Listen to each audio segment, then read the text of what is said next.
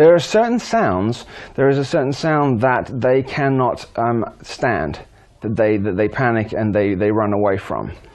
And well, like in this spoof science fiction comedy film, you know, Alien Invasions from Mars or whatever it is. Oh, Mars Attacks. Mars Attacks. Yeah. You know, well, there's a lot of truth in that movie. They used you know, yodeling country music as a means. That's funny. Yeah. Right. Yeah. Yeah, so that was I stayed in that apartment. Just while we're on the movie, anything in that's as true that. Well, I don't know that movie as well. I know They Live, and in the movie They Live, and in They Live, there is a sound, there is a frequency. I don't know if you remember it towards the end that Roddy Piper goes to, and it's a frequency that's being beamed out, which enables these aliens to look in human form. And when he breaks this frequency, then they're all seen. Yeah, I've noticed since we've changed to digital now, my senses have become extremely heightened, and even when I'm just listening to the TV, or even when you turn the volume down, I hear this sound frequency coming from the television that completely messes with my pineal gland.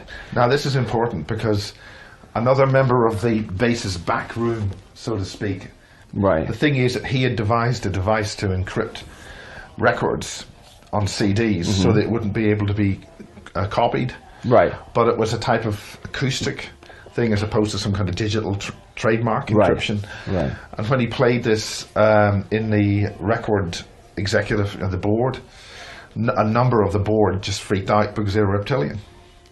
So he completely freaked out, I'm sure, yeah. So there's a particular sound that they cannot stand, because it alters the holographic projection that they're keeping.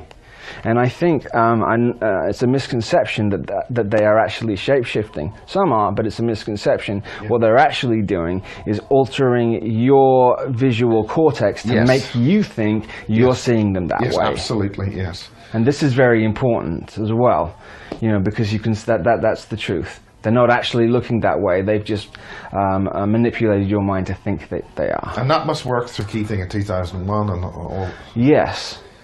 Yes. So there were no planes that hit the building. They were holograms. Why did you switch to that?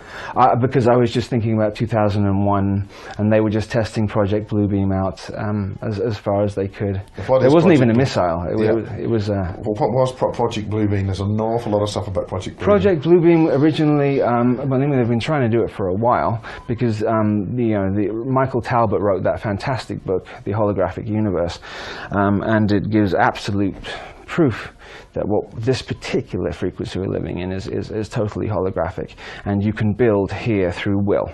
If you want to build something, you use your will. If you know what you're doing, you can manifest it that way. That's holographic. Why wouldn't it? Because when it's a full moon, that's when the energy, I mean, it's a construct. The moon is a construct in and of itself. It's like the Death Star is a construct anyway. So when you're talking about the moon being a complete artificial construct. Yeah, and it definitely is. It's hollow and it's an artificial construct, yeah. Any other information you know about it? Well, they're using the moon as a transfer point to harvest. Yeah. So it's interesting. John Lear says something like that. When you're dying here, when you quote unquote die, you are going to a transfer point. And there's actually a machine. There's actually a giant machine up there, which then they do a lot of rituals up there as well, which then wipes. They? Who is it? Well, the majority of the moon is now run by the Fourth Reich, but there are. So are you saying that spoof movie is actually quite right on? Yeah. They always like to tell you the truth with a spin of bullshit in the middle, but and then you're sent right back. It's got enough of an atmosphere for people to walk around with very minimal. Yeah. Yes. And then huge. Underground stations and high technology, and so what you've got the Saturn as we have now with the ring around it projecting out a false reality pockets. False reality. It hits the moon, and the moon is working like an amplifier, which then creates and projects the false reality onto this planet. Right. So we're living an inverted reality here. It's not how it doesn't. What do you mean by an inverted reality? Well, an inverted reality in the sense that you succeed by doing bad. You succeed by fucking over, excuse my language, you succeed by screwing over your fellow man.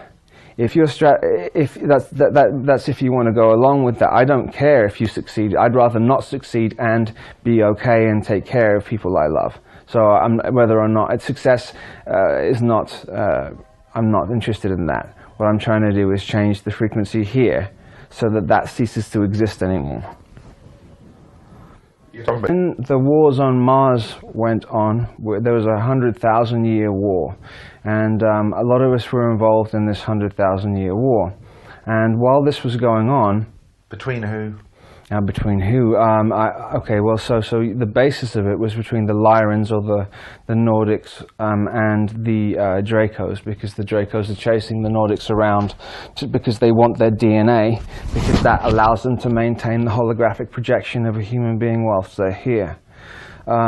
So the 100,000, this was a long war. Eventually, at the end of it, what happened was that they had to call a ceasefire because so many were killed on either side.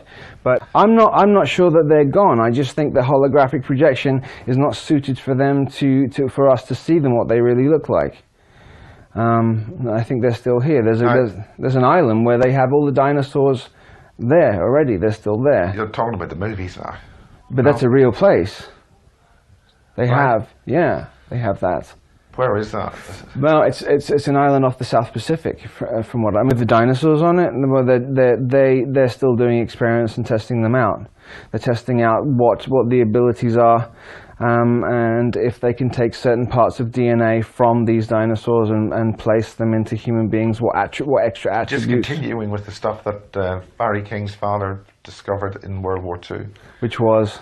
A lab with strange-looking humans being used for some kind of transgenetics or some kind of... Right, well, you've got under Dulce, you've got the 7 levels under Dulce, where Nightmare Hall, which I think is the 6th level, where they've just put everything you can possibly imagine together, testing out things. That's not ever going to happen again. This will never ever happen again. Why? Trapping souls, because universal law now is not allowing it. It's gone too far. I get the impression from other sources that what's been going on is so illegal. It's so illegal. It's being stopped. A lot of these ones out in Arizona and Nevada now have been stopped, and because you've got people souls trapped in machines, where they cannot stop, keep coming back and back again for torturous lifetime after torturous lifetime. And this has been over and over again. What really is 666? It's not quite what. It's the interdimensional gate. Right, and it's also talking about raw human being. I mean, the carbon atoms, 6 carbon atoms, 6 oxygen atoms, 6, I think. Oh, right. I didn't explain that. It's well, the 666 is also it's also explaining to you time. 60 seconds in a minute, 60 minutes in an hour, 24 hours in a day. So you have 666 there. It's Old Father Time, and what creates time here? Saturn. Saturn is manifesting the false reality of time here. So the big illusion is time. We have